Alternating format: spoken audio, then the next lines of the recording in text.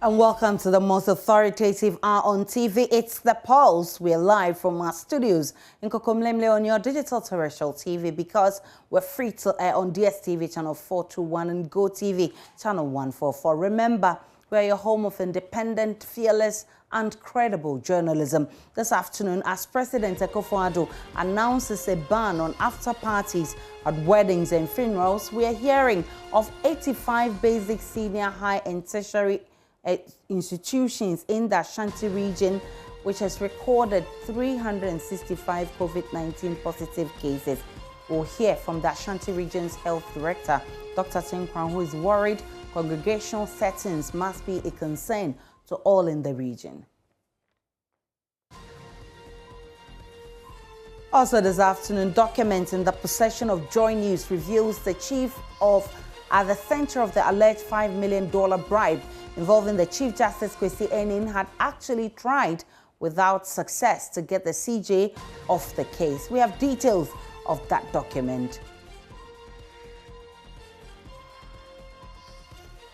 Plus, as Asin Central MP Kennedy Japan gets set to face the Privileges Committee in Parliament, a member of that committee is promising members will do what is right and proper as it meets today to decide on the modalities for the probe into his contempt allegations. We're live in Parliament for all the details from that meeting. My name is Aisha Ibrahim. Remember, The Pulse is coming to you live also on our YouTube and all social media handles. Tweet at us with the hashtag The Pulse. My personal handle is at Denana Aisha. Always a pleasure to host you. Thanks for choosing us. Let's start from the Ashanti region, where 85 basic, senior, high school and tertiary institutions in the Ashanti region have recorded 365 COVID-19 positive cases. Out of the number, 254 have recovered with 111 active cases. Ashanti Region's Health Director, Dr. Emmanuel Tinkran, says the outbreak in congregational settings must be a concern to all in the region. Speaking at a press conference, he says the Directorate is counting on school authorities to help curb the spread of COVID-19 in schools by promoting strict adherence of COVID-19 safety protocols.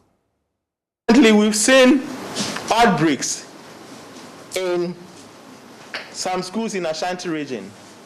So far, total of 85 schools are affected.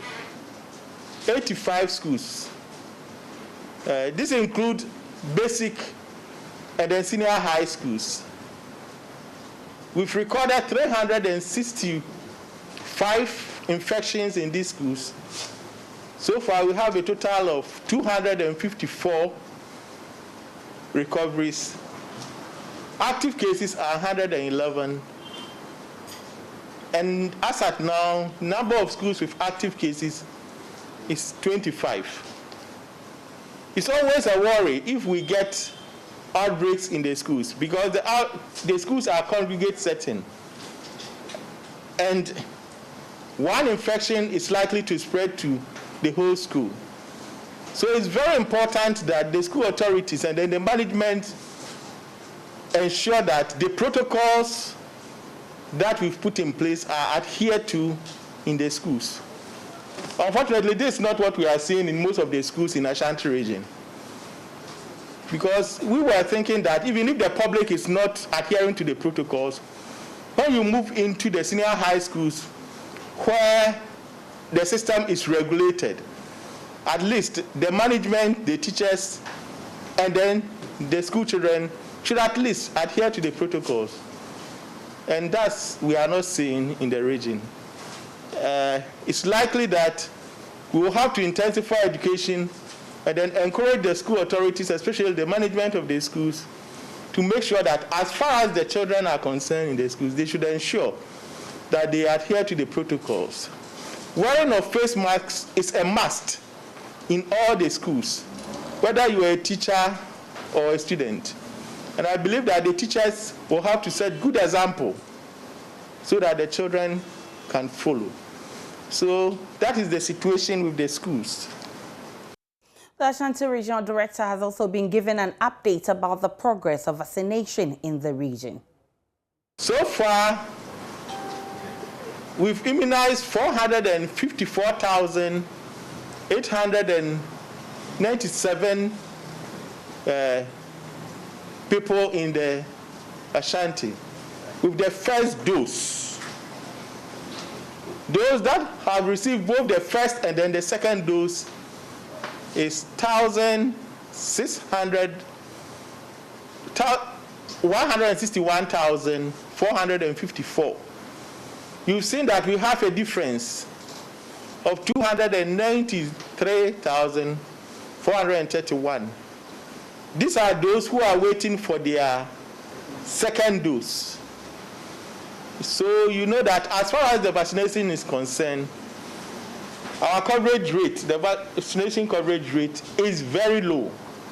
And with this low coverage, I don't think if we don't adhere to the protocols, the vaccination will help anybody. Because until you've vaccinated close to 80%, between 60 to 80%, you can't say that the vaccines can help in any way. So the vaccination coverage, as far as the region is concerned, with all the challenges that we are facing, shows that we need to back up as far as the protocols are concerned. So we don't have any choice now. The only choice we have is to adhere to the protocols and guidelines that we already know. The first of the protocols is wearing of the face mask. That one is non-negotiable. It's non-negotiable as far as you are in public, whether you are in public or whether you are in private. If you wear the face mask, it will help you. So for now, our choice number one is to ensure that everybody in this region wears the face mask. Since the inception of the pandemic, we've recorded 297 deaths. Our total recovery is 16,466. Our active cases, as at yesterday, stands at 1,135, with total admission of 26. Those who are being managed at home is 1,109. Total number of health workers so far affected is 1,595. The recovery among our staff is 1,593. And so far, we've lost 2 of our staff due to COVID. Now, let us look at the current situation. The new cases from 19th to 25th July stands at 783 cases. The active cases, as I said previously, is 1,135. Those we are managing at home is 1,109. Now, the situation in our treatment centers. So far, we have 11 on admission with severe form of the disease. 7 are moderate, 5 are mild, and then 3 are critical. Well, that's the situation in the Ashanti region. Let's connect with Ohimin Teria of our health desk and find out what differently is being done. Ohimin, first tell us the situation with COVID in the region as was revealed by the Regional Director of Health this morning.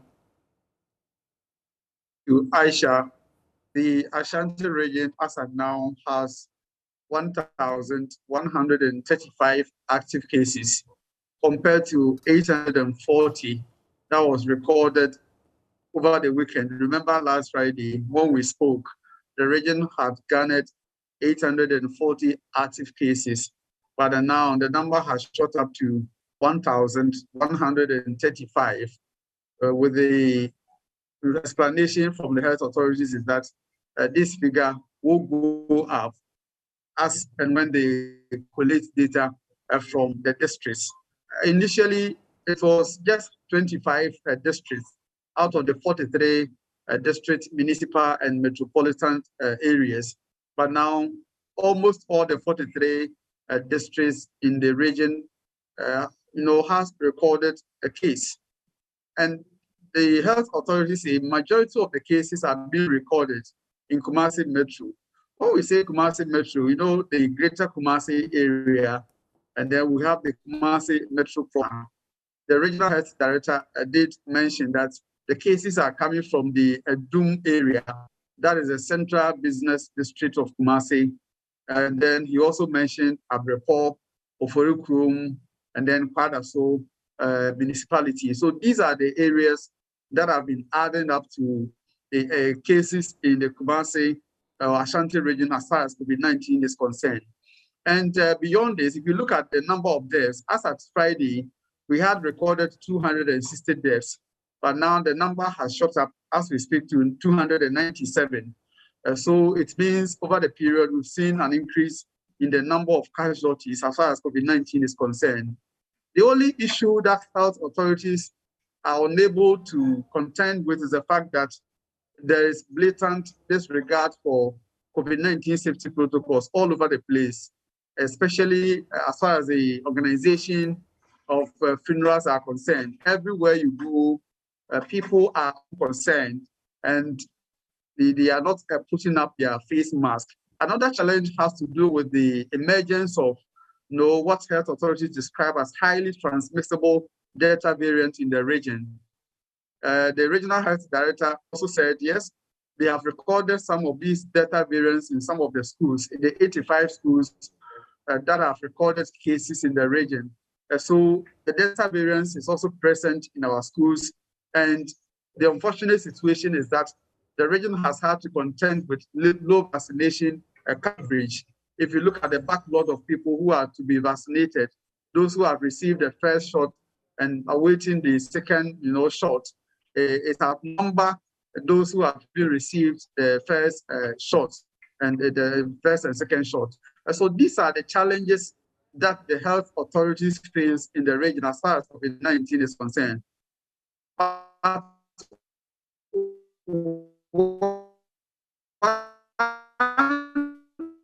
Okay, so we'll try and get... Okay, so Ohime, you're on. And that is also heartbreaking, is the fact that though people are breaking across this... We're having...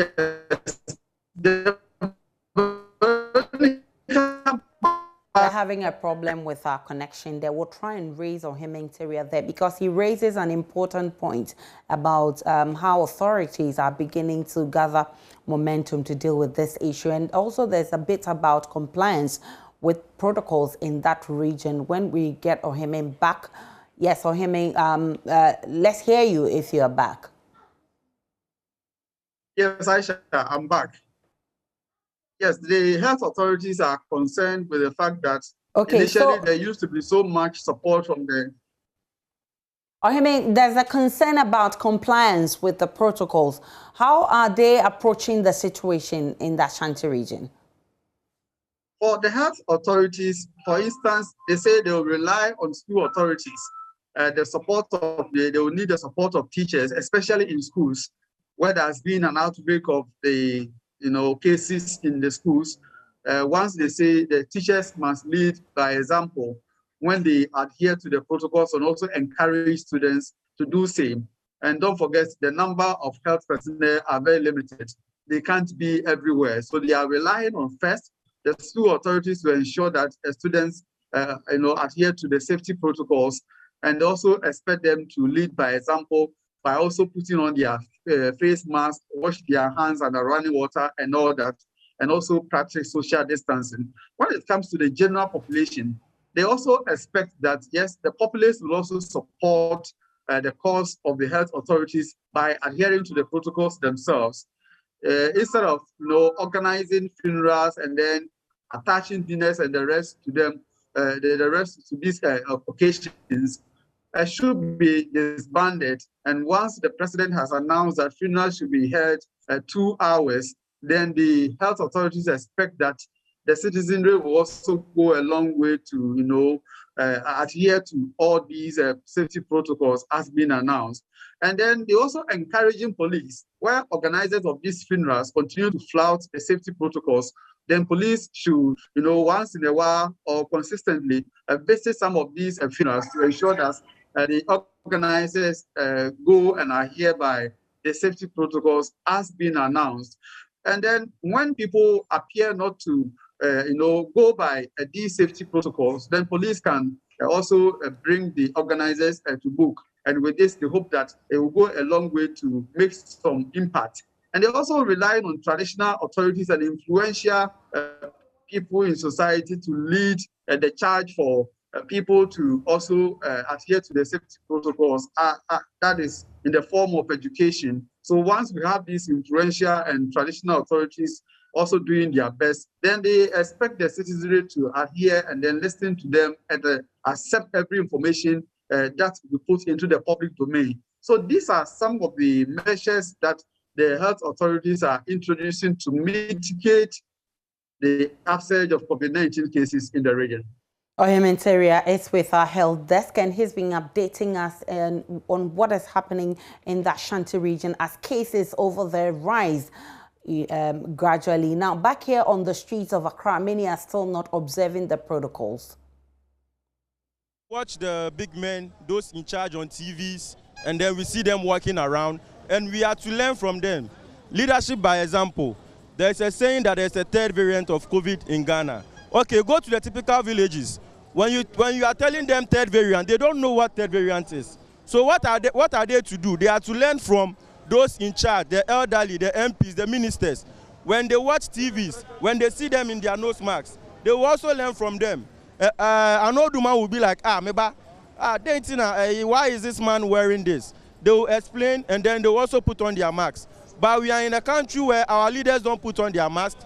Where I'm sitting now, just count policemen walking around. Out of 10 policemen, you see only one wearing masks. MPs, name it. Excuse me to say, even the president giving speech, at least the president should, at least, when giving speech, come along with a nose mask, so that those who are not familiar with the English language can also understand what nose mask is. The president banning weddings and funeral receptions are good because it will prevent us from getting the COVID-19. So I think it's a good decision. Yesterday, President addressed something concerning the COVID-19. I hope it is a good idea for President to advise us to wear the nose mask and then, observe the protocols that is on the way. I think let's all help President so that we can fight against the COVID-19, because the disease is still there, the virus is still around, so we should protect ourselves, wear our nose masks, and then observe the social distance as President advising us. I think it will help us.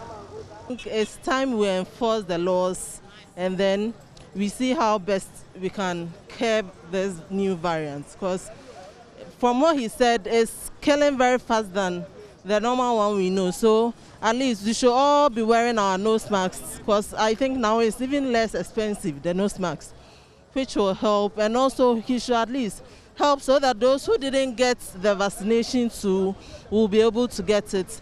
And then we can see how best we move forward as a country. The education have to be more, just have to educate us, make us see the reason why we should wear it. With that, we are good to go. About the funeral, the wedding reception and those ones, you can do wedding without reception, and there's no problem with that.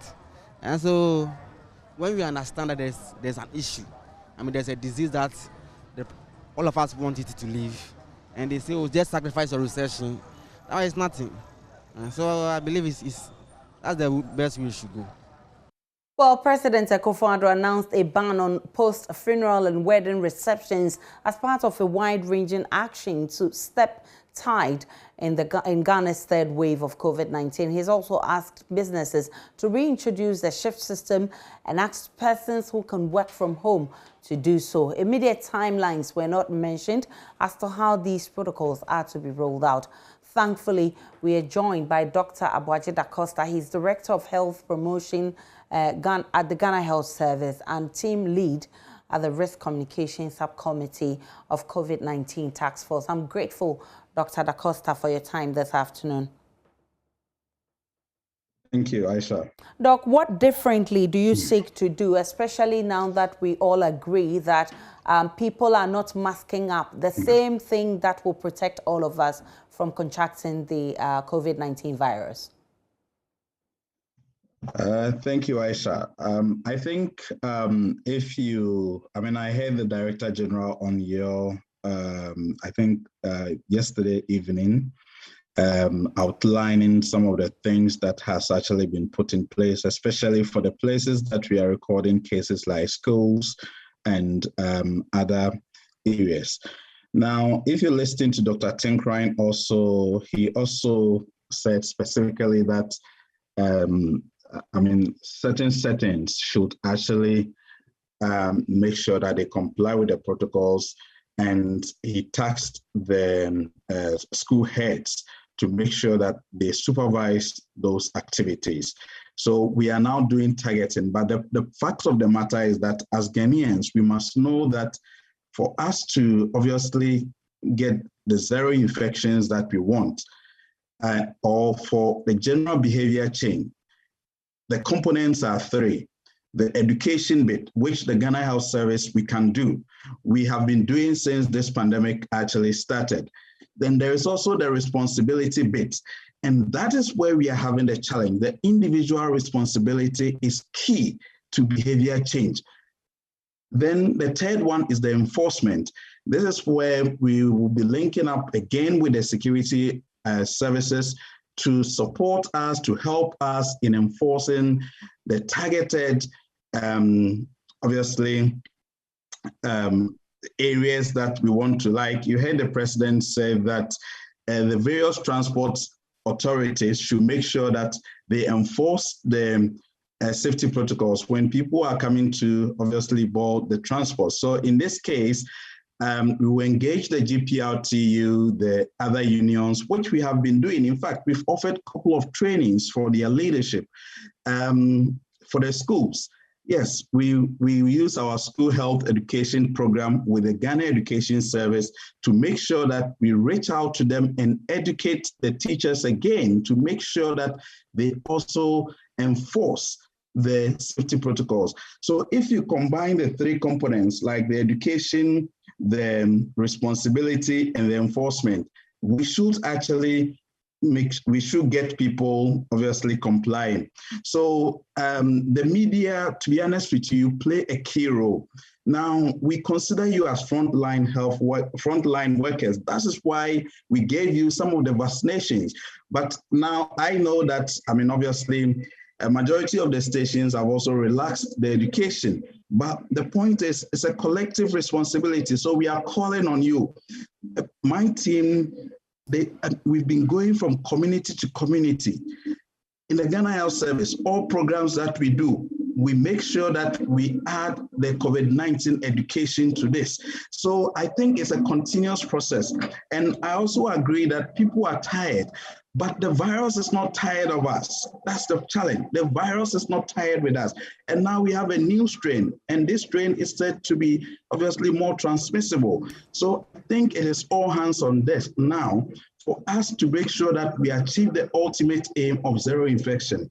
Yes, authorities are doing their best to see how best we get the vaccines for the population, but we all know the challenges. So without the vaccines, previously, we managed to bring the infections down to about 300 in August 2020. So we can still do it. So let's all make sure that the momentum is back for us to comply with the safety protocols. It is difficult, but that is the solution we have now. We have no solutions than to tell Ghanaians to comply with the safety protocols, because at the end of the day, that is what we need. The only medicine for this COVID-19 fight is the safety protocols. Wearing your face mask, washing your hands with soap and running water, boosting your immune system with some of our local foods and products, fruits and oranges, Pineapple and all the others, and making sure that we avoid crowded places. And when we are going to these crowded places, we have to obviously comply with the social distancing rules. Dr. Da Costa, I'm happy you talk about crowded places, and I'm happy you talk about adhering to the protocols in our schools, because the Ashanti region health officials there are beginning to complain and have concerns about the number of cases we are picking up in our schools. In Accra, we've seen same. Achimota is one of the schools where many of the students contracted the virus and what have you. The point is, what is your plan for our schools? Are we going to see closure of schools again? Is it also part of your plans for our schools? Okay, thank you. I don't think we should close schools. You see, if we manage the school setting well, it will be the safest. Because obviously you see the same people in the same area, confined places and others. You remember that previously I've said that the school was the safest place to be, especially where you remember the Accra Heights incident. And it is true, we only have to manage it. And you know what, the fact is, we have a very strong school education system. I mean, where we have what we call the SHEP, and they link up with the Ghana Health Service in promotion and other activities like nutrition and all the others. So we have activated that and we are using that.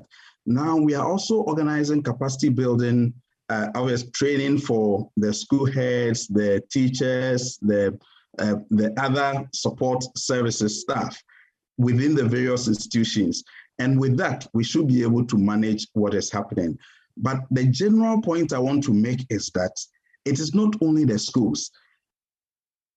Across board, we should see how every Ghanaian come on board to comply with the safety protocols. Ghana's COVID-19 management has been proper management, and it has been with the citizens. So the fact is, we need the citizens again, because without the citizens, obviously we cannot do anything. So we need the citizens to be along with us.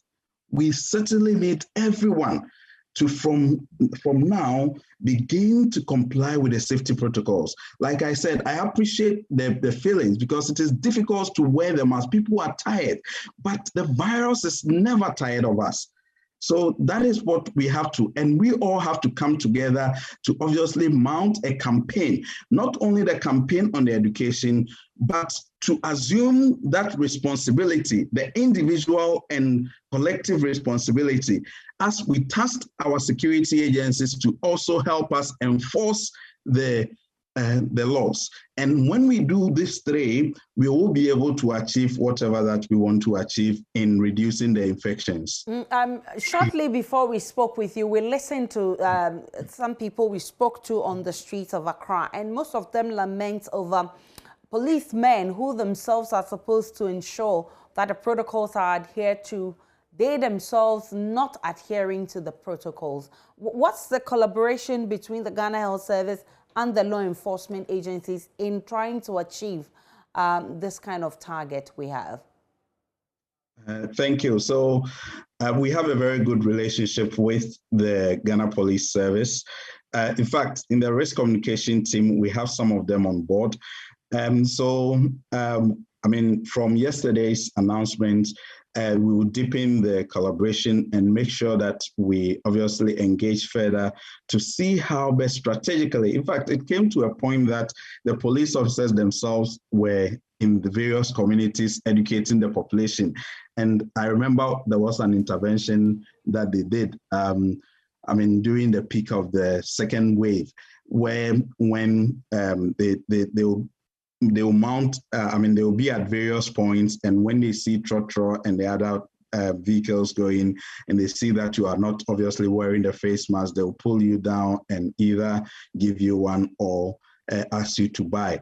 So I think those interventions will be enhanced. I'll have a discussion with the police service to see how best we can further deepen the collaboration for us to achieve what we want.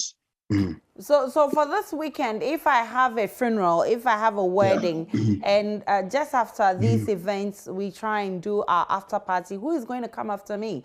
Are there people dispatched to do this? Just like we saw during the first wave, when all the security agencies were so serious about going about and arresting people. Are we going to see same spirit? Okay, thank you so much. You know that we we have the district public health management systems linking up to the local authorities. You see, when you want to organize a funeral, certainly I think you need permission from the local authorities. So we are liaising with the local authorities to see how best we do this very well. Now, the fact of the matter is that the enforcement is with the local authorities, and the house will work with them to see how best we obviously implement what the president actually said. Now, the president said some very important actions that I think I have to stress. The church service and the burial service, those ones are already in place, and we are saying that that should be 2 hours. So that is it. Now, you know the one that we call a year, as you know, the one that we do in the afternoon. We are saying that comply with the safety protocols with social distancing. It should not last more than 2 hours. Now, we have come to the understanding that funerals are part of our culture. And even with the restrictions, funerals were banned, but we saw across the country that people were doing it, and we had to take action. So the president took action by saying that 2 hours with social distancing is allowed. So that is what, and if you are doing the 1 week as well, it's limited to family with 2 hours. So that is key.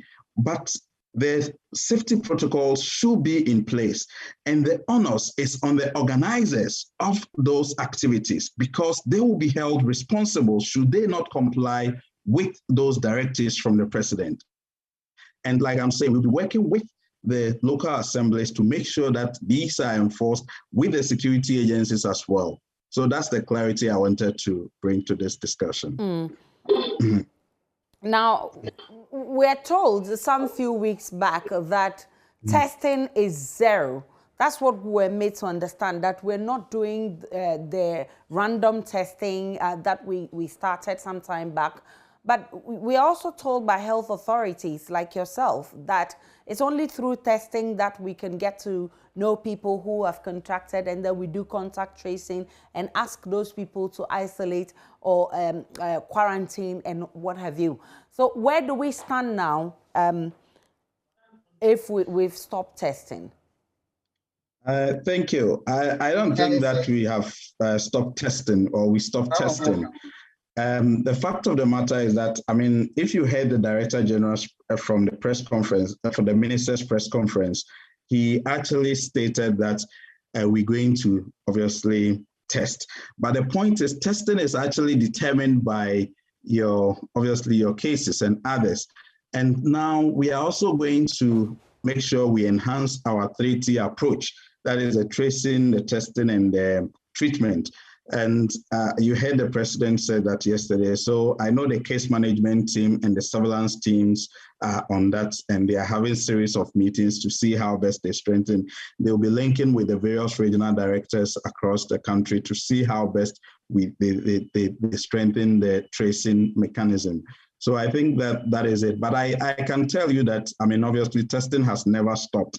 It's just that the fewer cases you get, then you see that the testing goes down. But we have never stopped testing since we obviously started this pandemic. Okay. That is why we are able to report the figures.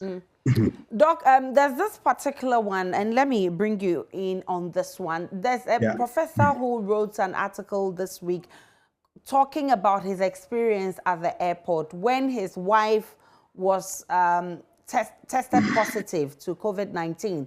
And they were asked to go home and quarantine. Nobody gave them guidelines. Nobody told them, as you go, don't do this.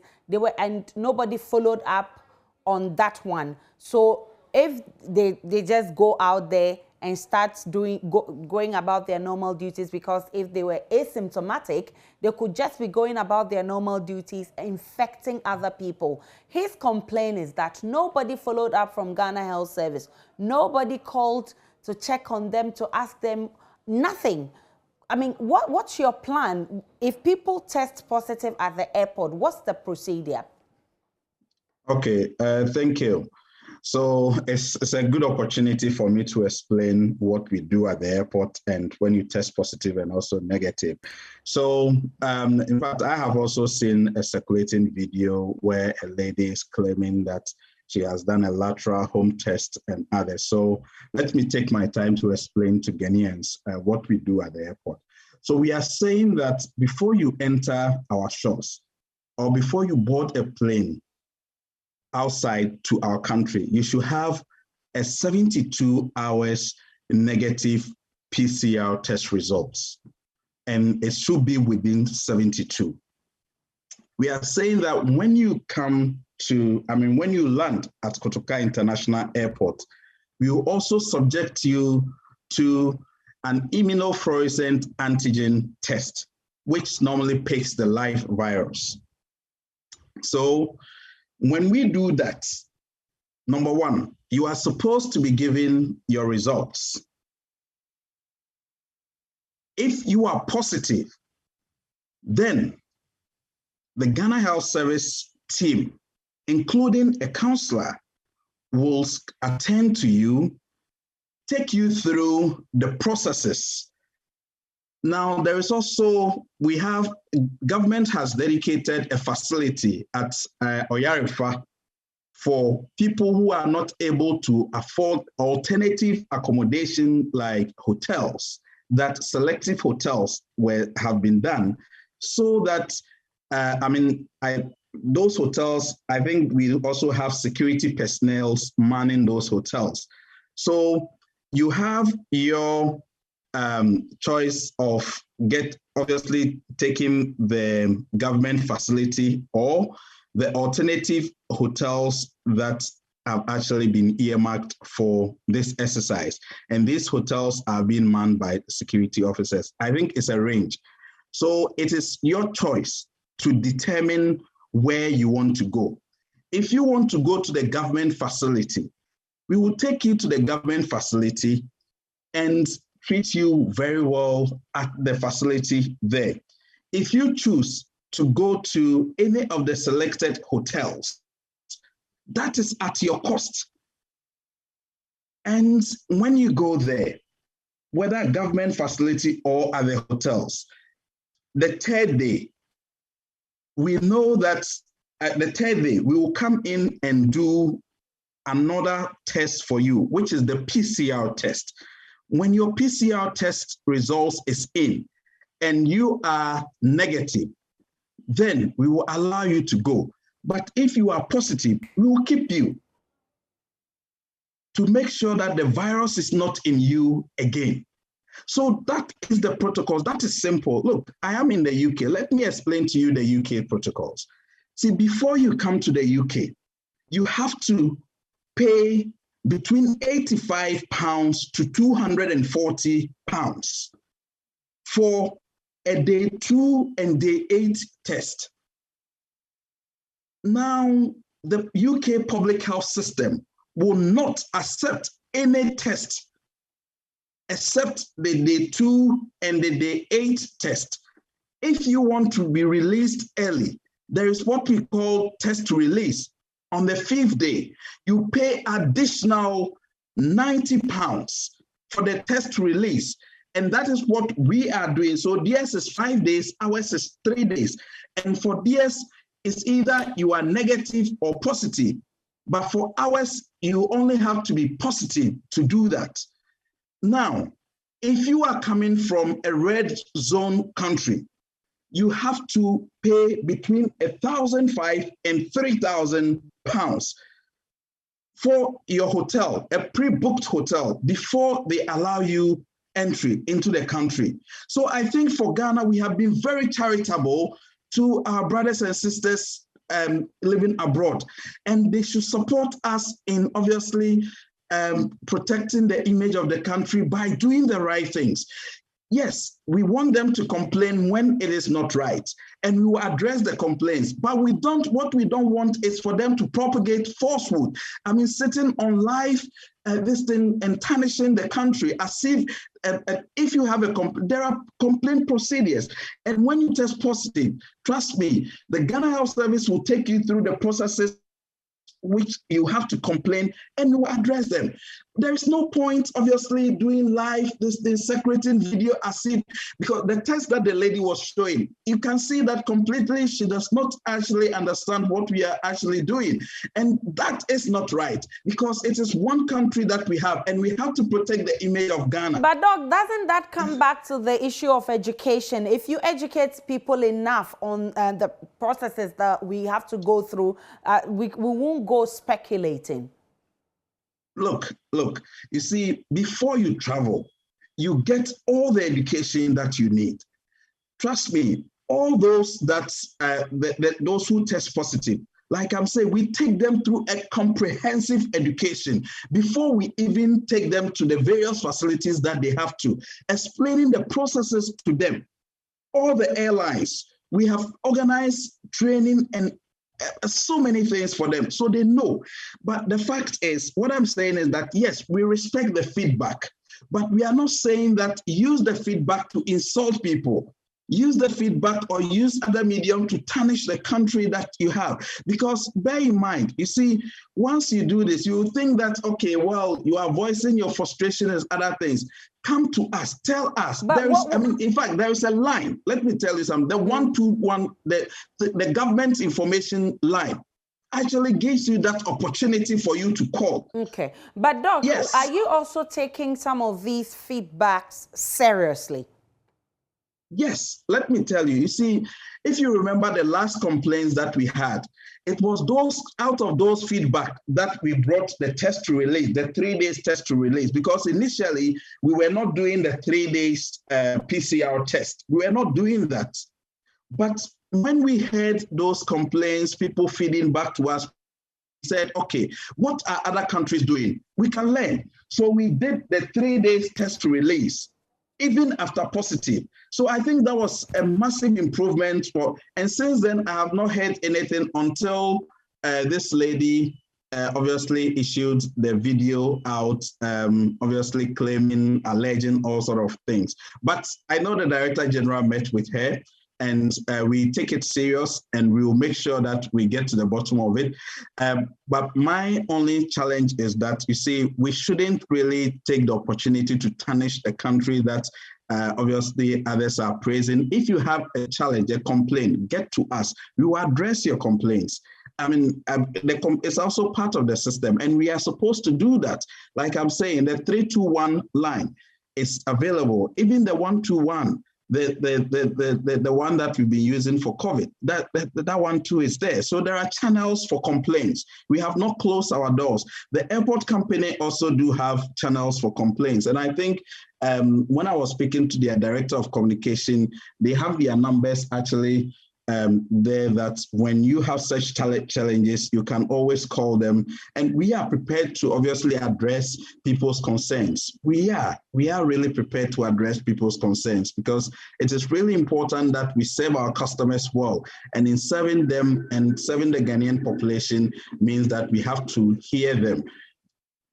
Dr. Abuaje Dacosta, I'm grateful for your time. He's Director of Health Promotions at the Ghana Health Service. My colleague Ohime Nteria is still on. Ohime, there are concerns about private hospitals charging for COVID tests. But what's the concern about this? Hasn't it always been the case? No, Aisha. It's only those who are traveling and demand COVID-19 test results who are asked to pay. Since the second wave, was recorded in the country, government made COVID-19 warning that private hospitals who charge residents of people who come to the facilities just to test and know their COVID-19 I think we're having a terrible... if they continue to charge the public for this. Okay, so the Director of Health has been speaking about it. What does he intend to do about this one? Yes, he says the Health Directorate will follow up and then continue to solicit information from the general public, especially who patronize this, so charging the general public. Then the Directorate will take action against those private facilities. For now, he's encouraging everybody who feels unwell to go to nearby facility and then get tested for COVID-19 because as he described it, we are not in normal times, and he wants all hands on deck to support the cause of the regional health directory so that they will be able to curb COVID-19 upsurge in the region. Don't forget, as of now, 2 treatment centers are running: the Komfanochi Teaching Hospital and the Kumasi South Government Hospital. So they are not full. But then the regional health directory says that they are not praying that these facilities should get full. But when they get full, there are also plans to also prepare the old Bekwai Government Hospital, which can accommodate at least 55 people with a 55-bed facility. So they are looking forward to also prepare that one in case the region see more cases, which the 2 facilities can no longer hold. But in the meantime, he's encouraging people to live healthy and also support the cause of bringing COVID-19 cases down in the region. Parliamentary is with our health desk. He's been updating us on happenings in the Ashanti region as far as COVID-19 is concerned. The Bono East Regional Health Director, Dr. Fred Adomako-Boateng, also has expressed worry at the low level of adherence to the COVID-19 protocols among health workers. The region has recorded 77 new COVID-19 cases within 2 weeks. According to him, 34% of the total cases recorded are health workers. Correspondent Anna Sabit has more in the following report. Health authorities in the Bono East region are worried over the increasing number of new COVID-19 cases recorded across the region. The region, as of June 2021, recorded a total of 1,456 cumulative COVID-19 cases with a case fatality rate of 1.74%. Regional Health Director Dr. Fred Adomako-Boateng disclosed to JoyNews that the region had recorded a total of 77 new cases over the past 2 weeks, a situation he described as worrying. The first wave, we got 788, and the second wave, we are having 745. But the reason why we are having this interaction is that for the past 2 weeks, we had gotten a total of 77 cases after kind of a virtual silence. So if we know the total number of deaths are 27, the first wave there were 14 deaths, and the second wave there are 13 deaths. So the total case fatality rate that we have recorded in Bono is 1.7, and this is way above the national figure of 0.6. So this is what we have in terms of where the cases are actually coming from. We have about 31 of them coming from Bono East, and then 16 of them coming from Nkranza South, 10 of them coming from Kintampo North, and then 20 from Techiman Municipal. The increase in the number of cases across the region, according to Dr. Fred Adomako-Boateng, is as a result of the neglect to safety COVID-19 protocols. One thing that we have recognized is that people are they are done with the hand hygiene. People really don't use the alcohol anymore. But you can be wearing your mask, but you can infect yourself if you don't really practice good hygiene. So we are intrigued that we still continue and go back to the hand hygiene. People are even started hugging, shaking hands, and we are done away with all the other protocols that we are supposed to. So we should go back and then adhere to the protocols. He added that about 34% of the total cases recorded are health workers, and this is because health workers do not adhere to the basic standard precautions of COVID-19 protocols. And then our health workers are still having infection. So, in all, we have a total number of almost about 500 of these cases being health workers, putting the percentage to about 34%. But we still have a challenge with our staff adhering to the basic standard precautions.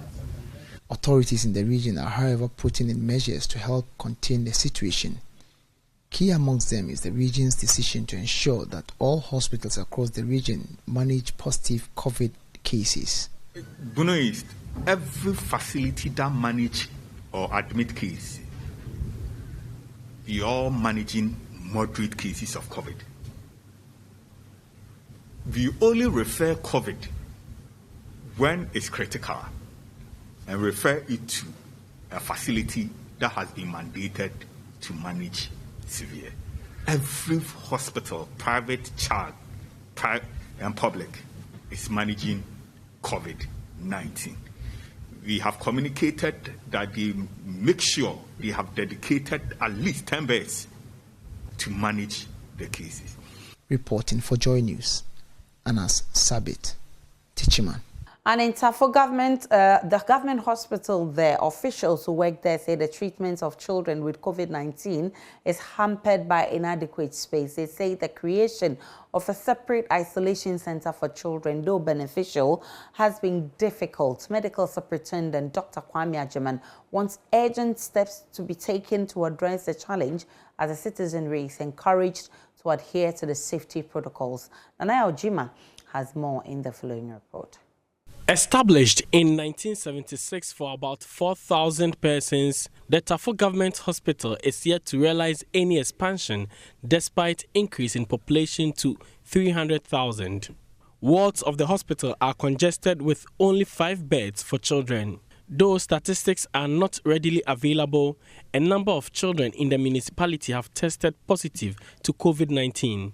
Medical Superintendent Dr. Kwame Agyemang fears the system will be overburdened with the surge in COVID-19 cases. And we deem it necessary to separate the children from the adults. But what happened was that some children in the Tafo municipality started having this illness. And if you look at the place, due to the congestion, it was very difficult. We tried whatever we could to find appropriate structures to take care of the kids, and which we managed to do. But all those were temporary structures we cannot use in the long run. And that was the situation by then. So we are very grateful and happy when the high incidence of the illness went down. But the problem is still imminent. Should this Delta variant catch up with us, we will still have the same old problem. Behind me is a long-abandoned maternity block, 100-bed capacity, with a neonatal intensive care unit. When completed, it will have 3 different theaters. But after the era of President John Agyekum Kufuor, who started the project, it's been long abandoned. Officials of this hospital are worried about the future of the project. Meanwhile, the youth organizer of the New Patriotic Party, Henry Nanabuache, is leading efforts to construct a 28-bed capacity children's ward with a neonatal intensive care unit. He describes the gesture as his birthday gift to the community. I also walked around the hospital and I noticed that for the children's ward they have, the existing one, we are talking about only 3 beds. And from the medical director, you notice that this hospital serves 34,000 children. So putting up this year is most critical, and it's going to serve a lot of people. For JoyNews, Nanaya Ojima reporting. We're still on the polls, and coming up this afternoon on the polls, a member of Parliament's Privileges Committee is promising members will do what is right and proper. We'll take you to Parliament shortly after this break. I'm not just worried, I'm petrified. And sometimes very angry that in a democracy, it is the 4th estate of the realm that contributes substantially to...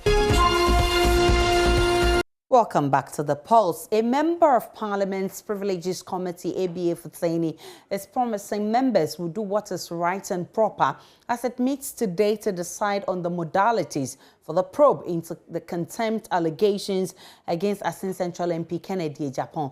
Mr. Japan was referred to the committee for threatening Lava Firm's Erastus Asaridonko with beatings. Mr. Fafena says they are looking forward to today's meeting.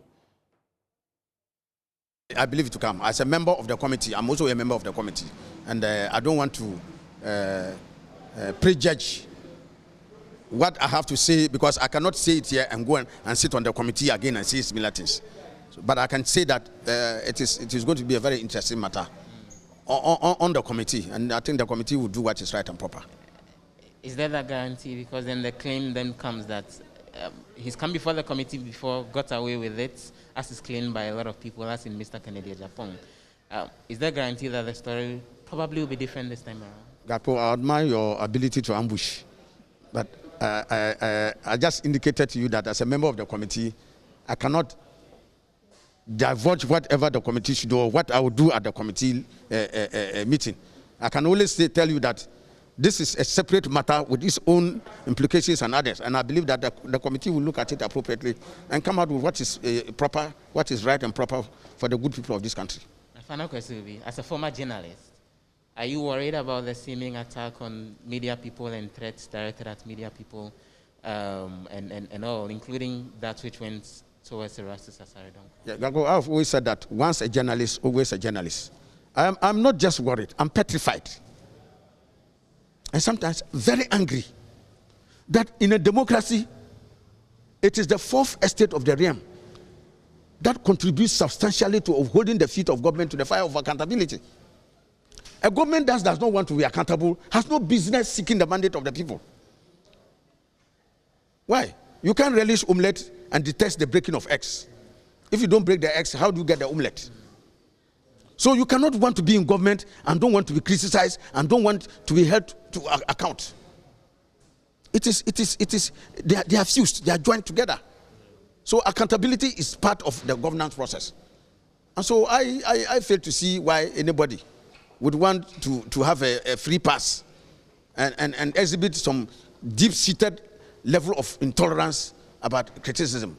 You should be able to make yourself amenable to criticism. And I always say that criticism itself is not even bad. Look, when somebody criticizes you, I say, Gapo, you have done A, B, C, D. These are wrong. Maybe if you soberly reflect on some of the issues, you will truly find that one or two or three or some of them, not all maybe, but there will be some inside which may be genuine, which may be legitimate, which may be genuine shortcomings. And if you are able to pick that one, isolate them, and work on them, you will be a better person. Mr. Fafena, however, insists no individual has the right to threaten a journalist. This has a critical role to play in our democratic dispensation. And so, even the people who even are on their way to seek power, they use journalists, they use the media to get power. Now that you got in power, then you say the same people you used to get power, today they must not come anywhere near towards reporting anything. No, double standards. It's not allowed. And so I think that we must endeavor, all of us, if you leave a government to have its way, they will reinforce dictatorship in this country. All of us, civil society, chiefs, opinion leaders, whoever, all of us must band together to make sure that our journalists are protected. And that whoever points a threatening finger as a journalist must be held to account, must be brought to book for him to answer. In fact, you can't even threaten any other member of our society, let alone journalists who are doing special work in relation to keeping our democracy going. I think that it cannot. It cannot by any such Parliament who sometimes are seen as a different class of citizens. No, I'm saying that nobody has a right to threaten any journalist, including members of Parliament. Even my good self, if by my conduct I threaten any journalist, don't spare me. We have no right to do that. And that's why I'm saying that all of us, without exception, even the president, has no right to threaten any journalist. Not even Kennedy. I'm saying that nobody, and I mean nobody in caps, nobody has any right to threaten any journalist. You have no right. And just like threatening even any other citizen is an act that is frowned upon by the law, threatening journalists who are in the line of their duty is especially more of concern. And the preponderance of this, I'm sure I was worried when I read the Media Freedom Index and Ghana, we were sleeping.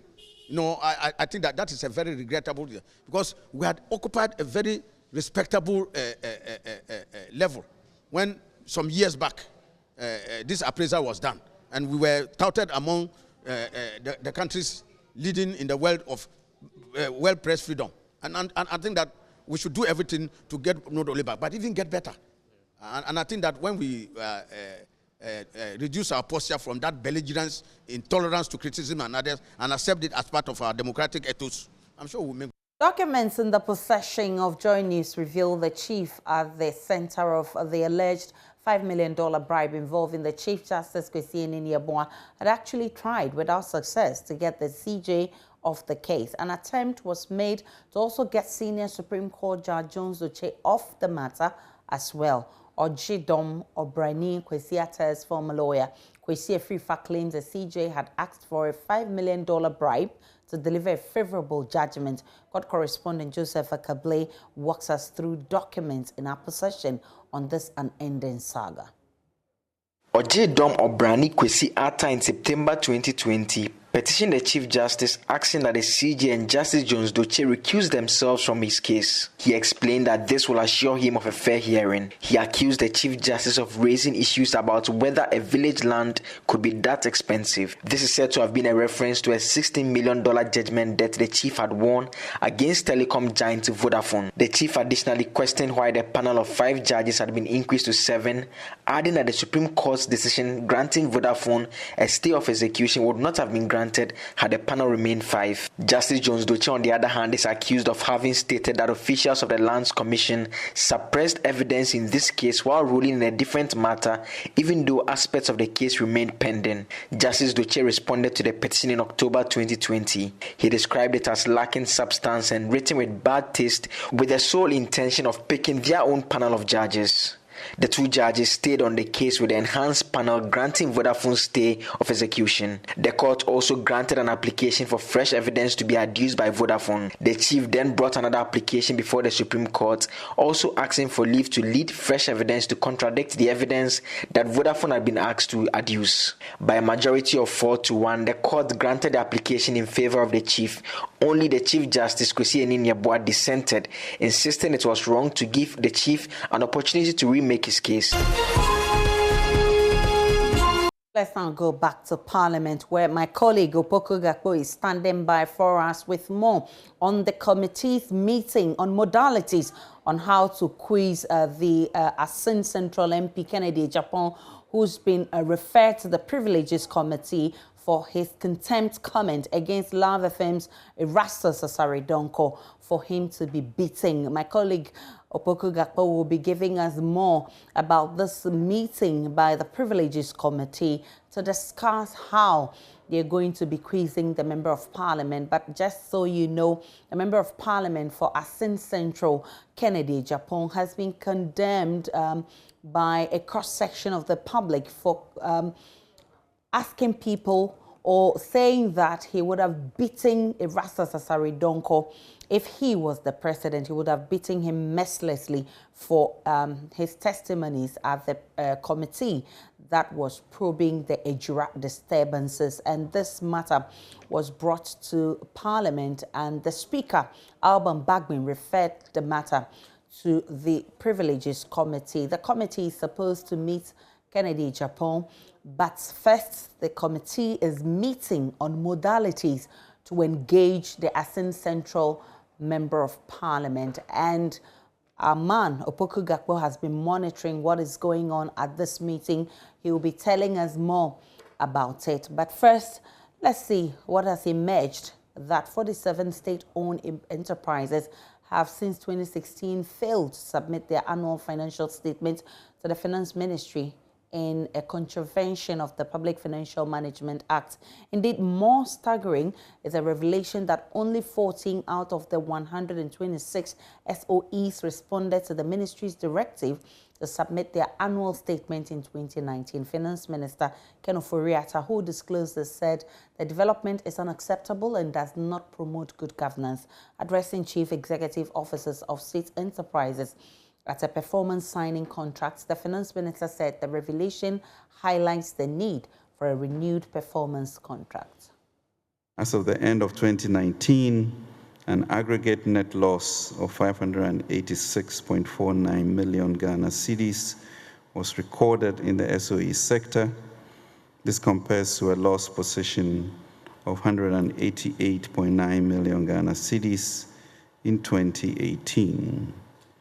Indeed, between 2015 and 2019, SOEs have consistently posted negative operating margins, an average of around 10%, suggesting that generally operating expenses across our state enterprises are rising faster than revenues.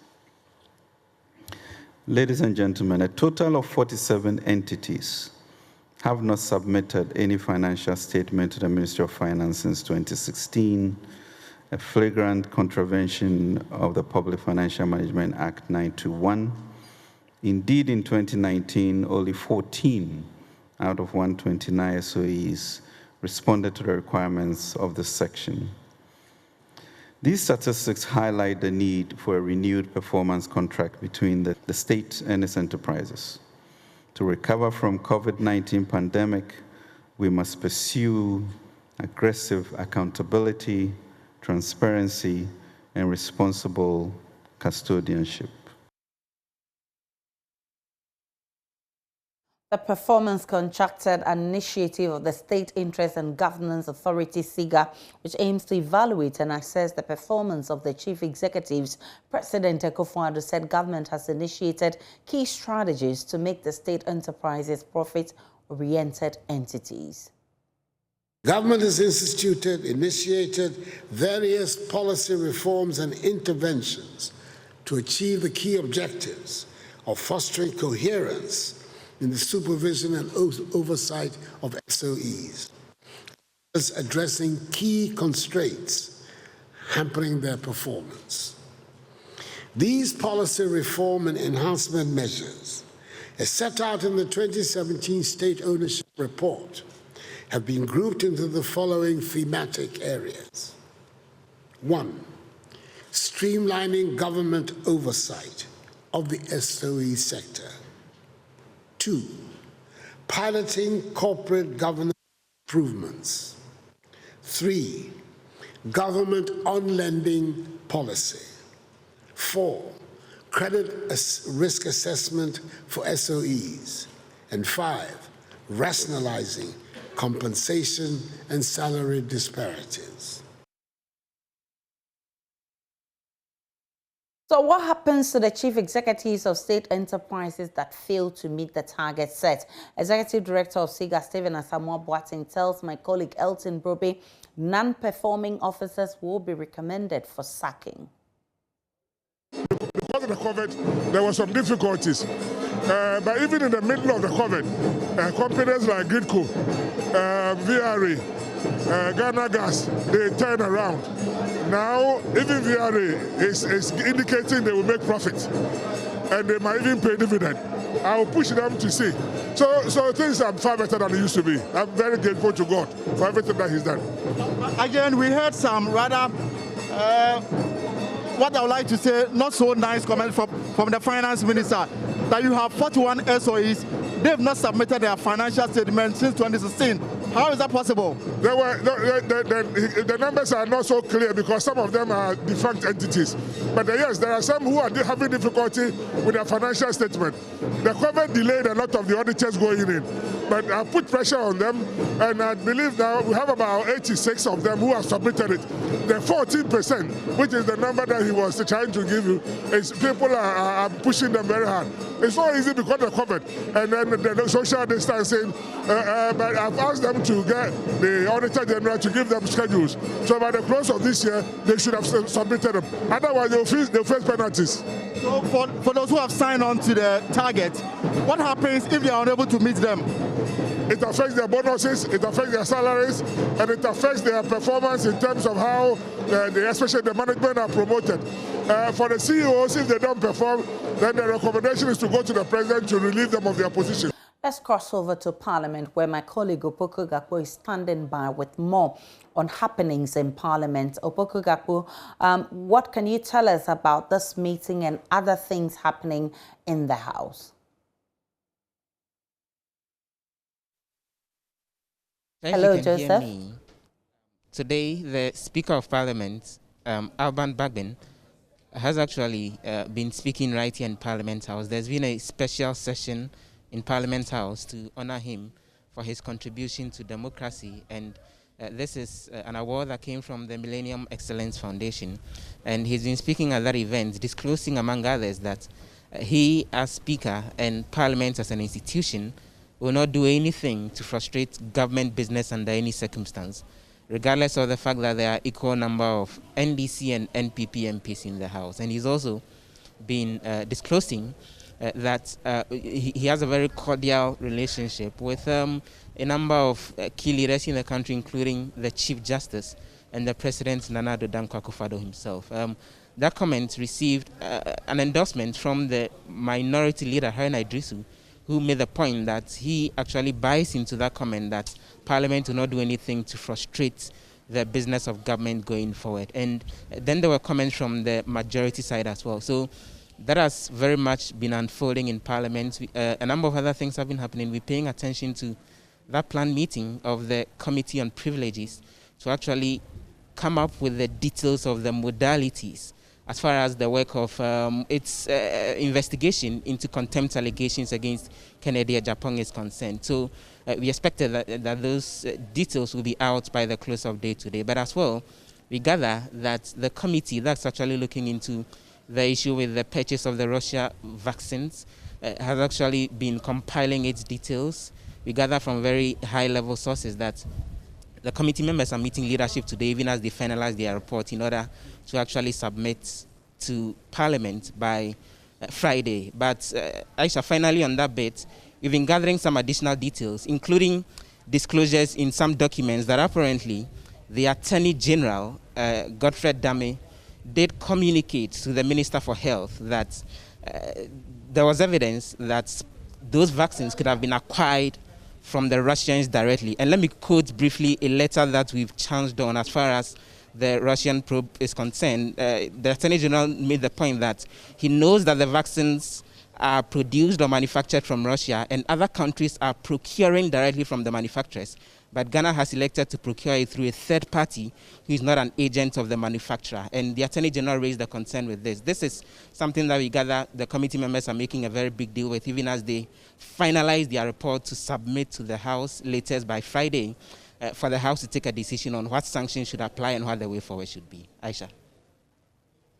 Is our man in Parliament, and just like he said, we'll be getting the outcome of that meeting of the Committee on Privileges on the modalities on how to engage the Asin Central MP on his contempt made against Love FM's Erastus Asaridonko. So we'll be getting all of that in our subsequent bulletin. But imagine being pinned to the floor for 18 years by a strange disease that inhibits your growth and the use of your arms and legs. That's the reality of 18-year-old Gideon Fafena, who was struck with a spinal condition at 3 months and has not recovered since. Host of Prime Morning, Daniel Dazi, visited Gideon at his home in Peki, Avetli, in the Volta region.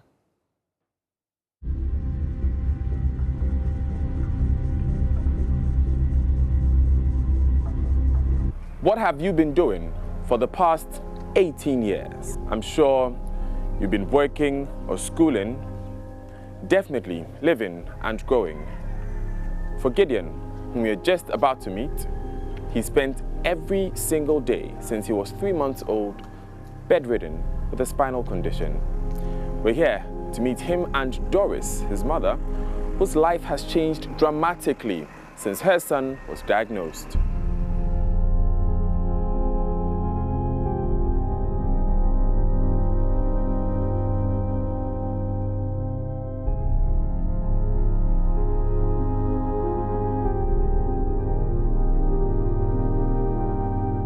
Gideon lives at Peki, Avetile, in the Volta region with his mother Doris and grandmother, who is also bedridden.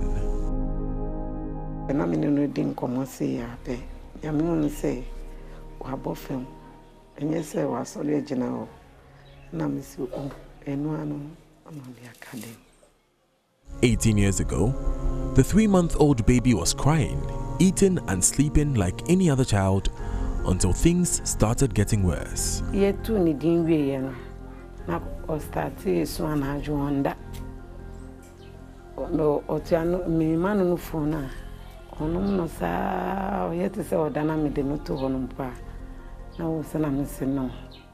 First one, na me be kind one no one tisa.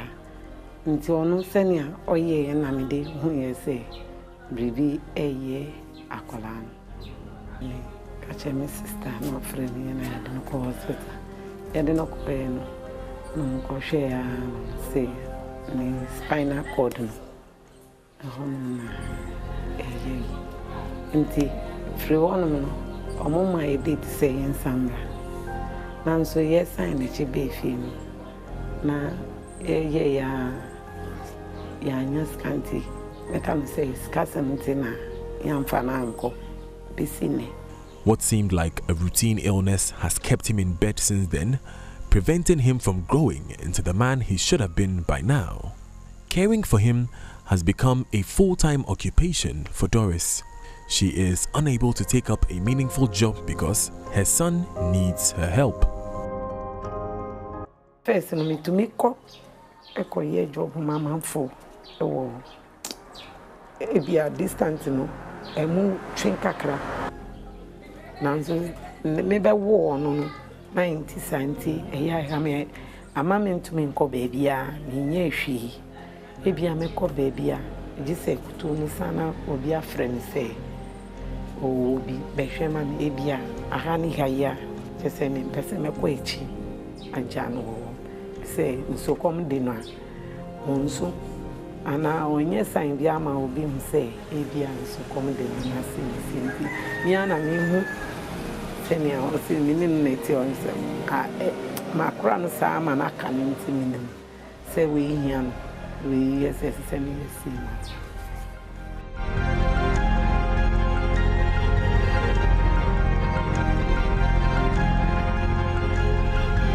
She sells oranges for a paltry 10 Ghana cedis, which she recoups every 2 weeks. Yes, man. If you have me in the town, I be a 10 cedi. And I'm back of 50 pesos. A down one to them, maybe a while.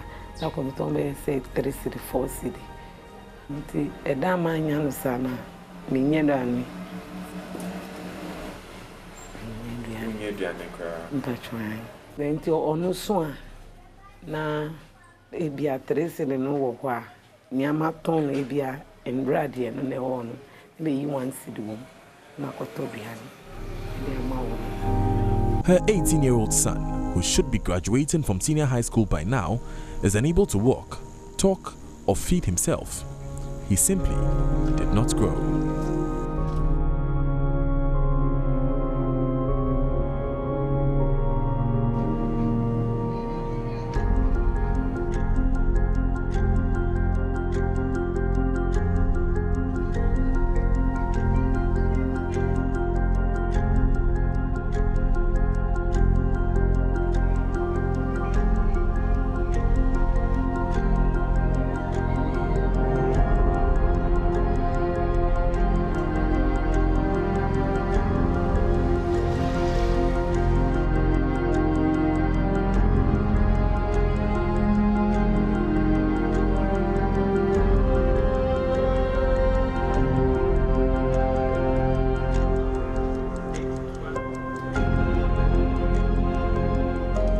Though Doris says she no longer feels the grief and despair which greeted the news of Gideon's condition, her tears betray a deeper pain. Sister na me no go yen me the kind wo Gideon. Ono ni de na me de won ti de bia se se ni ba no SS2. Gideon wo ono so yo be no. Nti me hunu sa na me si anka me ba wo SS ana JHS. Bia me huna na me hu the size for my peram. You be a me kwa ko catch me say see the same. And be ashamed.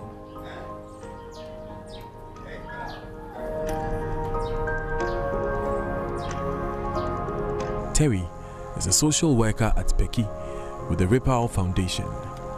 he describes the shock he felt when he first met Gideon. I was able to control myself. It was a big problem to me. So there, and I called our founder outside. I came to find some problem like this. So quickly, she said I should give her some pictures to see. So quickly, I took some pictures, then I sent to her. So that says, no, this one there, she can't even watch because she's even crying. She started crying.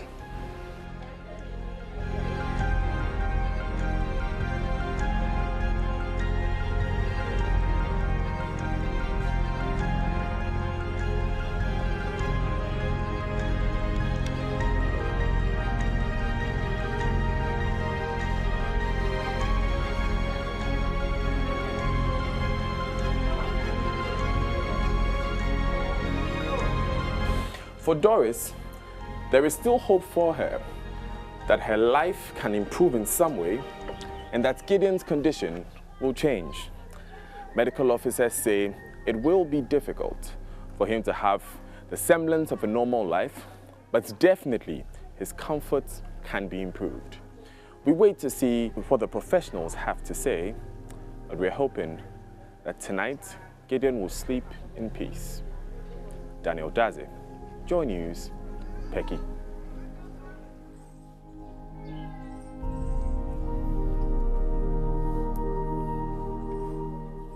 Very sad indeed.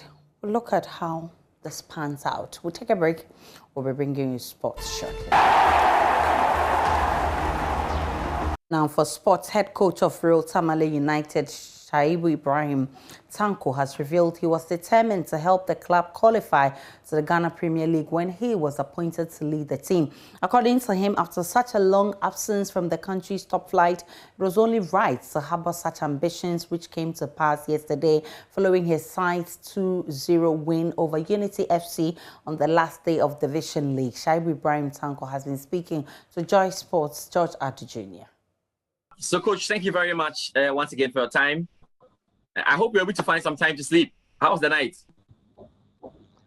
Thank you, too. Yeah, I couldn't sleep. I slept briefly. It was up to 2 a.m. I was still awake. Was it that they were calling you, or you were going through how difficult the season was? Yes, calling, messages, and so many. I had to attend to people. But you can't ignore them. The fact that they notice that you are on WhatsApp, they'll send you a message and you have to respond. But they'll definitely know that you are there and you ignore them. So you've been managing. Until they went to bed and I also went to bed. That's right. So let's start with the with the entire journey, the way it all started. I mean, what were the considerations before you took the job? I mean, why did you believe that this was possible? I've played in R2 before. So when I came down to Tamale, Karim Starboy contacted me. He was also an old player. I mean, who was the CEO of the club. He contacted me knowing very well that I've done this sort of job elsewhere. So I told him, you see where I am now, it will be difficult, if not impossible. But what you need to do is to speak with my registrar at the university. So the registrar, they came there and spoke with the registrar. Registrar, okay, gave them the support that they should use me for their purpose. So that was how I got into RTU back. To train them. Good. So how are you managing it? Because I know that being a lecturer can be very, very, very demanding. And I know you have been through all the universities. Of course, another day we'll talk about what you have done in the Ghana University Sports Association games and all. But I know how challenging it can be. How are you managing it?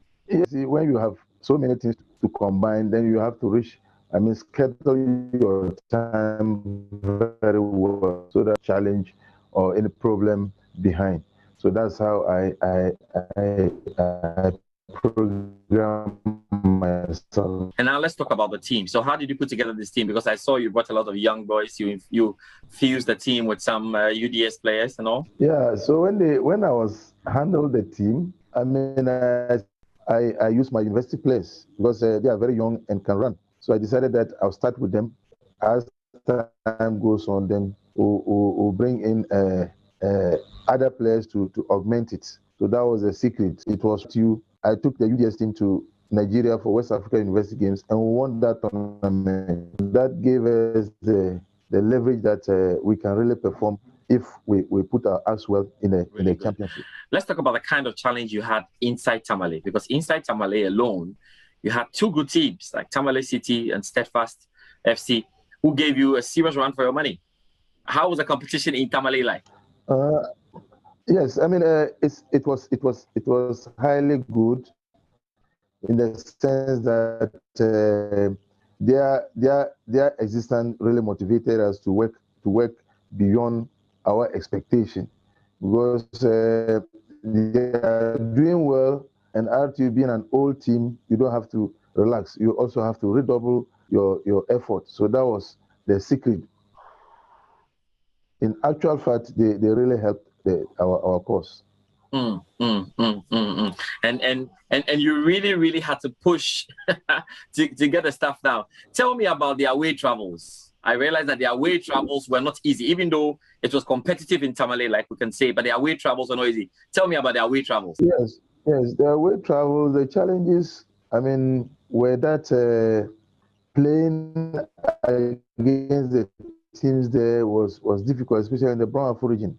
Because so many harassment on the officiating officials and our bench. You could not sit on the bench. At a point, you see supporters throwing water at you and all that. So you have to move out of your zone and all that. So it was not easy. I mean, being an away team to win a match there is not an easy task. So we thrive. Well, we're resolute. And the boys were really resolute. I mean, that we had to qualify, because when you look at the teams there, they play well, but I mean, our strength was beyond some of them who could handle us. So what were you constantly telling your boys? Because they had to mentally be strong with all these things happening away. What were you telling them?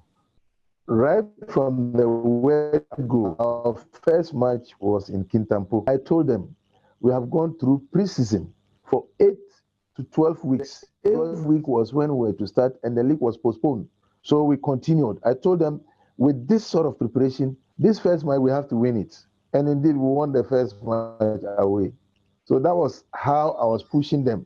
And it was after every match, or before every match, I tell you, this is a match, we have to do this. If we win it, we'll go this way. So this way, the psyche I was playing on my players, and they were moving. The final days of the season was very tough mentally, because after Ofakwatano had their points from the boardroom, we changed everything on the table. I mean, how did it destabilize you guys? It really destabilized us, but being an experienced as I am, I told them, let's work until the last hour. We shouldn't give up. We can still qualify. Even yesterday at the dressing room, like I mentioned earlier on, my assistant coach used to do, I asked him to, do the board work and what have you. But when I go, I reshape it and re-echo certain things. Well, yesterday I didn't do that. I only told them, look, gentlemen, we are qualifying. Let's win this match. That was what my instinct told me. I told them we are winning this match. So I said, wow, we'll surely qualify. Wow. And that was in. What have you made of the ex-players, those who came in to help, some of your bank rollers who came in to help? We know that the vice president is also very interested in all of this. What do you make of all of that? How did that help you? Yeah, in fact, RTU as it is a club that anybody who grew up in the north cherishes. So it has been a name that exists in all the houses in the north. I mean, in the 70s and then 80s, we'll be wondering what type of RTU they are talking about. So, I mean, it's something that people want to see, and those, people who really supported the team, including the Vice President, His Excellency. They were all supporters of RTU when they were here. Before they left, they were all supporting RTU, including everybody, including us, the old players who have come to assist me to do the job. I mean, when I came and then we pushed the team through, and that was the motivation. I mean, that has brought us Thinking this again, I far. was just going through your record. The fact that you helped Borada to come in '96, the fact that in 2005 you helped MIU to get to the middle league before they went through, and the fact that you have done this, you are becoming an expert in bringing teams to the Premier League already. Easy. I mean, it's about objective, setting objective, because a coach doesn't set objective for low practice. You have to tell them whether they will agree or not. Depends on them solely. Well, you are only going to guide them. They tell them it is for you. I mean, if we are able to make it, I mean, you have made history. This means the world to you, I guess. Looking at the way forward, everybody will be hoping that RTU will stay in the league, going in. What are some of the immediate plans you are taking? Yeah, for now, I mean, I understand there's going to be another championship. Yeah, okay, yeah. So we were doing scouting of some players who we feel can come and support the cause of RTU. So, I mean, I'm here to submit my report to the management. I mean, I will advise them to look for those players to augment the team that we have. So I will build a winsome team. That's good. So when you look through the season, what was your most difficult match? The difficult match we played against Nswaterman in Tamale. We drew with them there, and it was tough here. We won 3-2, but it wasn't an easy match. I mean, it wasn't an easy match at all. Because when you look at the big guys who were following us, as for them, we dealt with them. We beat Arsenal 3-0 in Tamale here. BA United 3-0. It's only Bofakwa who escaped it. They were lucky to have, I mean, only concede one goal. Yeah. All the big teams, we beat them 3-3 here and drew with them at their backyards. What's the most enjoyable win? I would say against Bofakwa and Tamale, because it was a game that I was still on top of the league until they went for those protests and then took over. Yeah, before they took over. Okay, that's good. Coach, so whilst you were playing your game against Unity FC, weren't you scared a bit that Bofakwa Tano will get the result against Brikon now? As I mentioned to you, my instincts told me that I would qualify. Wow. So all along, my mind wasn't at their game. I wanted us to win this match. We should win this match. If we won, it will really, I mean, push us to another level, because that was my thoughts. What have you made of the fans, the RTU fans? They've been all over the place. They were super, because what I heard of them, and I came down to coach the team. I mean, I didn't see. I'm not that type of person you come and bully and all that. You understand they used to bully coaches and all that and make noise. After matches, they disturb the opponents. I said, look, me, I'm a gentleman. If I come and you are doing this, I'll leave in whatever they could do. So I should think if there's going to be award for supporters, they should give it to RTU. Okay, so how are you and your team planning the celebration? You and your boys. Yes. It's some guinea fowl movement. It's some guinea fowl movement, or we'll meet on Wednesday at the training grounds. I mean, before then, maybe the management would have told us whatever they have arrangement they have for us towards the coronation of the league. So how we are going to enjoy the victory. Okay, coach. Right. I have to say a big thank you to you for your time, and congratulations once again, carrying RTU to the Premier League. We're looking forward to seeing you guys do what you know how to do very best. I don't know if there are any special thanks you want to say to anyone. Yes. In fact, I want to thank those who gave me the opportunity to really to the limelight again. In fact, they did very well because looking at my experiences somewhere, if I employ it on RTU, it will work. So I really thank them very much, and the management of UDS for allowing me to do that. Otherwise, it's difficult, if not impossible, for a university to release, their staff, not on secondment, but on ad hoc basis to assist such a big. My greatest thanks goes to them as well. All right, Coach. A big thank you to you as well, and we wish you the very best of luck. And that's how we draw the curtains for the Pulse this afternoon. For more news, log on to myjoyonline.com. You have all the updates of the developing stories. My name is Aisha Ibrahim. Up next is Let's Talk Showbiz. Do enjoy the rest of our programs.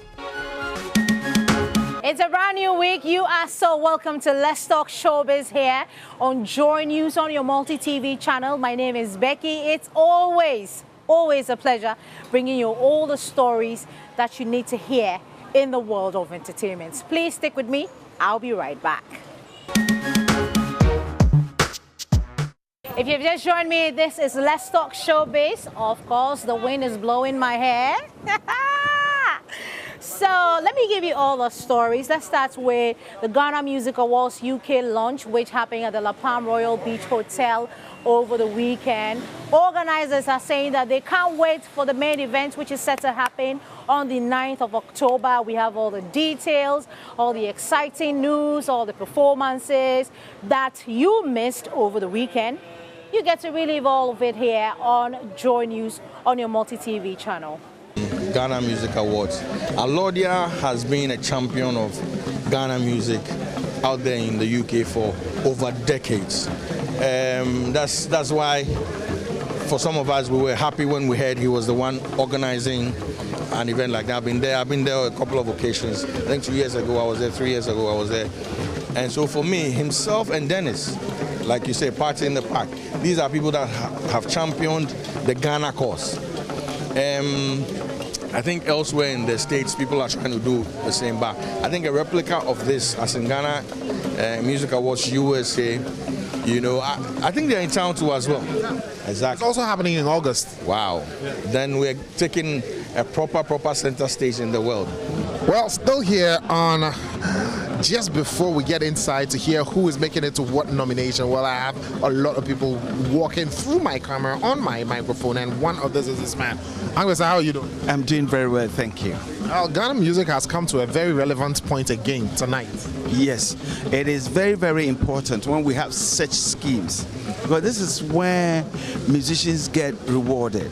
After all the sleepless nights, the hard works, not knowing what is going to happen to your music, and all of a sudden, boom, you know, you've been nominated. What do you make of, you know, the whole Ghana music? Is this your first time? What are your expectations? Okay, actually, this is my first time coming for the nomination, and I feel so great. When they gave me the invite, I was like, whoa, I couldn't wait. I'm here to have fun, and I wish and pray my favorite ones get nominated. Thank you so much, Polo. We appreciate your time here. Dakwa, beautiful. Dakwa, I love the melanin. It's popping. You know that it's popping, right? How you doing? What are your expectations for tonight? It's a music world. We are all celebrating music. And as a musician, what do you hope to, you know, see tonight? I hope to see something different from the previous years, and I wish everyone of the nominees the best. And chic and making sure that she's always in vogue. That's what she does. That's what she likes doing best, right? Thank you. Any expectations tonight in there? Oh, Alodia is amazing. He's my friend. He's the reason I'm here to support him. Whenever I'm in the UK, he takes care of me. So I know doing this for many years, this year is even going to be better. Yes. Okay. Okay, let's go inside and see how better it is going to be. Yeah, have fun. I'm joining you, don't worry. With a gospel musician winning overall at the VGMAs, well, how's it played down for you post-COVID? Gospel music, the gospel fraternity. I think it's a good one. I think we've accepted the progressive changes and the migration from that time in like the times of low COVID season into this very time, and it's more digital. So yes, of course, I'll first and foremost want to congratulate Diana Hamilton for that win. It's a big and huge one for the gospel industry, and for me, for the urban fraternity, it's like up there.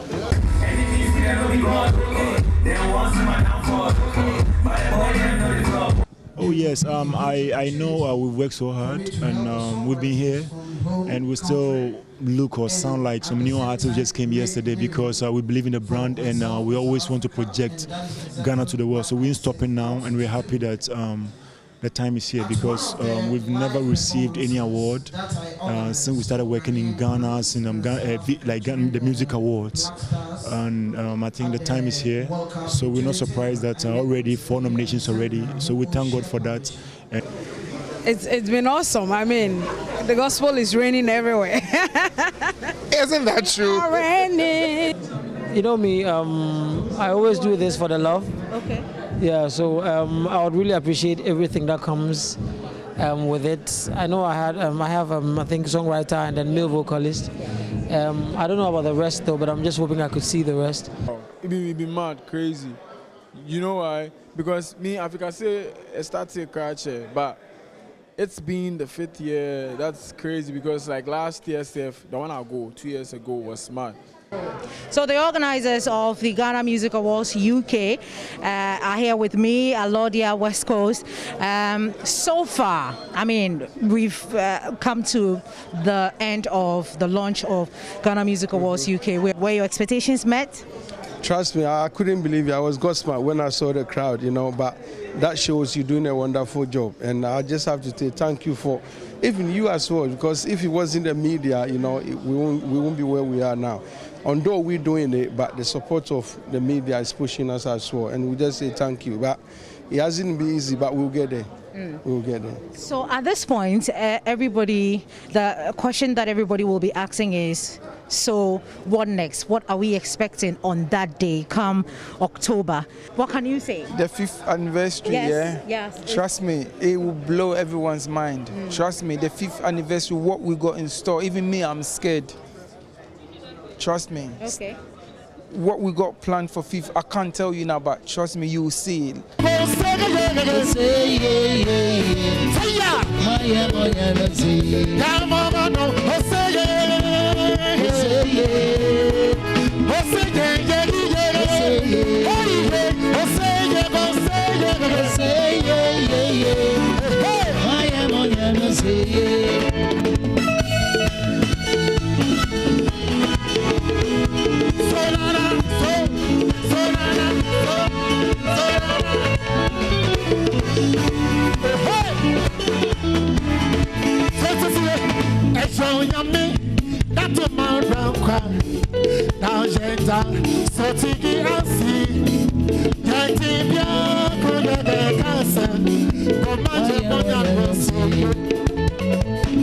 knew you favor me this way.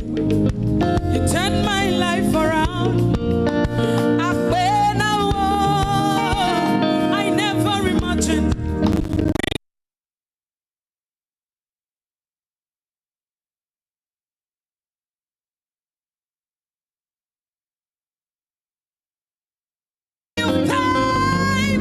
This way, turn my life around. I never imagined bringing me this far. You turn my life around. Help me sing. Well, at the same event, we caught up with Akwabwa, yes, who actually got 4 nominations on the night. He has been explaining to us why he said that he is the lighthouse of Ghana music industry. I think it's about time that we see what it is when it comes to music in Ghana. Truth is, it took me some time to really accept what I'm saying. But then now I fully accept it because I feel the kind of things that I do, the kind of music that I churn or put out there are songs that can go global, that can stand the test of time, that can hit the Grammy Awards, hit anywhere, and then would lift Ghana up. So if some are rather having the attention and not the good thing that we are doing, I have to talk about it. I have to let people know that, no, you guys are here, but then I am the lighthouse. You get my point? That's where, you know where lighthouse is? It's always by the sea, deeply rooted on the ground. No matter the waves and stuff, it's still there. And that is me, highlight for you. That is what we can boldly say is ours. And that's what we can take out there. So, yeah, that's all what lighthouse is all about, yeah. Do you think that the media, because you mentioned that the attention has been taken away and you're trying to draw our attention, what attention are you talking about? Is it the media projecting? I think, yes, it has a lot to do with the media. Yeah, because you're big boom boom cha and stuff, they're going to play and stuff, but then, hey, we barely understand what Mayway says, what Yusundu says, but we still love their songs. And those people are going everywhere, touring everywhere. If we want to tour, music is not a joke. So we can't basically put our eyes on just the lyrics, just the beats and everything, and that's it. You get my point? We should be able to put the two together, the melody, the instrumentation, and the message together and sell it out there. That's only how somebody would want to listen to what we have. You get my point? And take us there, because really sometimes you guys, you talk about some unnecessary things that you don't have to give your ear to. You get my point? Than rather promoting what's necessary. Yes. So what will be your advice? I mean, obviously, to the media and everybody that is involved, industry players, everyone. I am the lighthouse. Let me say it again. The album is coming out pretty soon. And then it's about time. Very soon, trust me, very, very soon. All right, let's move away from Accra, but let's talk about Black Sheriff. Yes, his song, Second Sermon, it's all over the place. Everybody, has been talking about it. And on Daybreak Hits with Andy Dusty, he says that, well, he never knew that the song would be a hit. And so he's grateful to Ghanaians for, the support and, all the things that you guys have been doing for the song, for streaming the song, for downloading the song, and for sharing it on social media. I think they love the arts. Which art? The art I do, the music I do. Okay. Yeah, and everyone that's heard the sound fell in love with it. Yeah, so the numbers grew that crazy. Okay. In that short period. I will appreciate if you speak up. Okay. If you can speak up, because your mic is quite loud. Yeah. So okay. Yeah. And all right. Up my body like. Yeah. Yeah. But I never knew you were this tall. Oh yeah, I thought very, very tall. What's your height? I think I checked last year December I was 6'2". 6'2". Yeah. How tall is EL? Are you taller tall? Nah, I meet L. L tall past me. Hey. Crap. I can't rise our boy.